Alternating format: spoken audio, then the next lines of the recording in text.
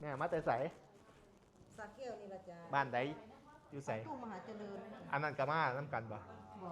หรือบ่ได้มาน้ำกันอีกแม่มาทางไหน รอบแม่กับลูกชาย โอ้ กับ มาซื้ออ๋อที่พ่อเรามาเบิ่งไอ้กระบะนั่นนะ ไม่รู้ 4 คน5 คนนั่นนะนะกินข้าวยัง ยังเลย หิวข้าวบ่หิวข้าวบ่กินข้าวก่อนบ่จังเส้น จากบุรุษ กินข้าวก่อนก็ได้ ร่างกาย เยอะข่อยไปสั่งข้าวให้กินข้าวก่อน อันนี้เป็นหยังแม่กตัญญูมาซื้อรถให้ลูกชายเออ เหนื่อยกับลูก ฮะ เหนื่อยกับลูกก็ต้องหาให้มันอย่าง เอ นี้ อจ้า ไม่เจอกันนานเปิดร้านอยู่ไหมครับ เปิดร้านอะไร ที่อยู่โรงเกลือชื่อผม ลงเกลืออะไรไม่มี หน้าคล้ายกันนะมีวัฒนา มีเสียยะ อ่า วัฒนา โอ้ไม่ใช่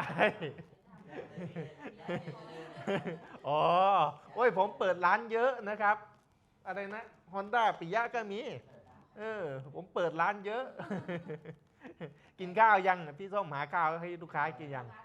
โอเคนะครับ เดี๋ยวกินข้าวกันมา กินก่อนก็ได้ กินก่อนก็ได้เดี๋ยวล่อข้าวมาเดี๋ยวให้เขามาเอื่นกินข้าวก่อน เอาเช็คเครดิตเช็คหยังก่อน หมดลูกน้ำลูกเขาเด้อ แล้วแต่ลูกด้วยเนาะ แล้วแต่ เอา ลูก จัดให้ลูกเนาะเอาแม่กตัญญูเนาะ เอาไปขอบคุณเด้อพี่น้องเด้อมาสื่อรถสื่อเรือเด้อบิ๊กสักแก้วดีที่สุดสักแก้วครับ สวัสดีครับ